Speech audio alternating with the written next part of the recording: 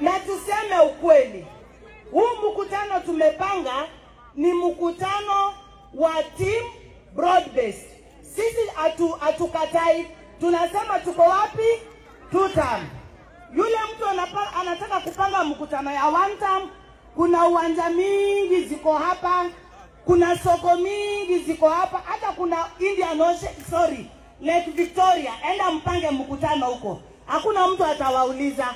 Lakini sisi hapa tunapanga mkutano gani? Sijasikia tunapanga mkutano gani?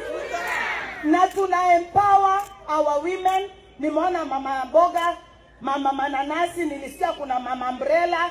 Wamama wamejipanga kweli kweli. Kuna bodaboda, kuna wale wanauza kuku.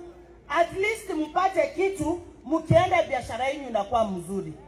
Watu wengine pia wakikuja wawapatie ndege, wawapatie hata watoto. Kila mtu apeane ile kitu anataka kufanya nini?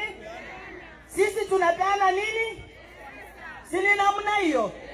So leo wageni wetu wamekuja hapa, wana empower our business people, na tuko hapa na His Excellency the President of the Republic of Kenya, William Samoei Ruto, anajua mko hapa, anawapenda na pia anaenda kuwasupport. Mnasema namna gani?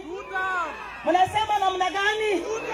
Sasa nataka hiyo tutamu wa mama wa Kisii. Hata mzee kwa nyumba unampatia uji vikombe viwili ama gharama rurano